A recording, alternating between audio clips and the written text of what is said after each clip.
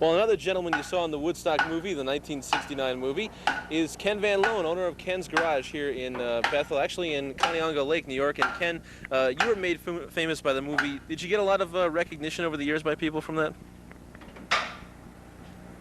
Yeah, really.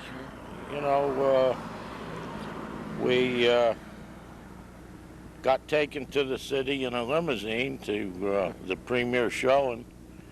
Wow. The Woodstock people. And there was lines like from here to the road, as wide as a sidewalk for forever, you know, around the block. Right. And we drove up, they drove up to the head of the line, and we got out, you know, like celebrities. And it was good. It's the only time I really saw the movie. Really? What was it like during the festival? I guess back in 1969 these roads were clogged and business was up, I'm sure. What was it like? It was pretty busy. This road mostly was open all the time. 17B was clogged. But I got gas every day. From Liberty, they would come through the side road. And it was harder finding food than it was buying, you know, getting a tanker to come over with gas. Because he would have to run up toward Roscoe. We'd give him an order for bread and bologna or whatever, and cigars and whatever, cigarettes. And he would go run up to Roscoe and up that way and buy the food and bring it with him with the gasoline.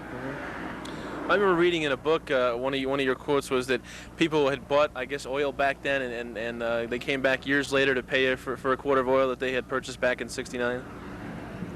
Yeah, I think the last one was maybe, maybe 8 or 10 years ago. Some guy stopped and paid me for a quart of oil. Before we let you go, how did you think the festival affected the town since then? Well, there's a lot of pros and cons there. It's been a lot of words and a lot of papers and articles written about it. I think the way it's run now is the way most people around Bethel would like to see it. Rather than an organized event, everybody squabbling over who's doing the food and who's charging too much and whatever. Of course, it's 25 years later, so people that are in the area or want to set up a stand, they know pretty much what to expect. Because actually it's like the cowboys and the Indians, you know, they make the roads all one way. So the cowboys are in the middle there at the site, and the Indians keep circling. They just keep riding around Herd Road, down and out this way, back 17, and they keep them circling. So, did you ever think that the festival would have brought all the notoriety to the town that it has and been such a big thing, you know, back then, back in '69? At that time, I don't think anybody had the foggiest idea. Even when they talked 50,000 people, they didn't realize. I was president of the business association, and we tried to get help from the county. You know, we said we got a big thing going here. You know, they did nothing, but it was just it was too new, and that's about it. It was too new a thing. What was Max Yasker like? Max was he was a farmer. He was a hell of a nice guy.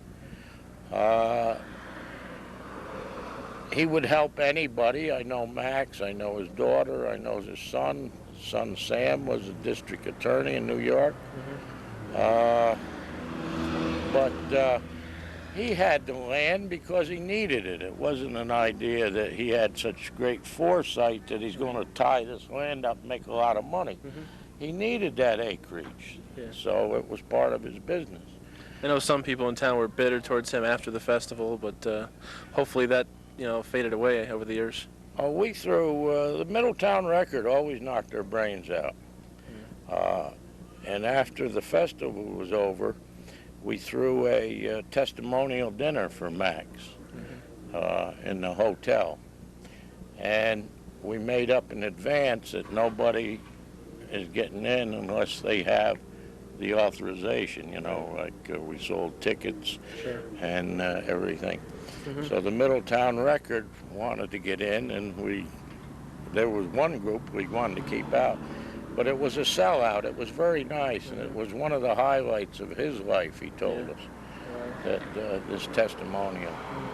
Well, hey, it's great to see you still going along after all these years here. I read about you in the books, I see you in the movie, and it's great to finally meet you. The last dinosaur, the sign's right out there. Yeah, that's something. Well, listen, again, I'm sure many folks thank you for your involvement over the years in keeping Woodstock and its memories alive. Thanks a lot, Ken Van Loan. Thank you. Okay, good to talk to you. Okay, Ken Van Loan.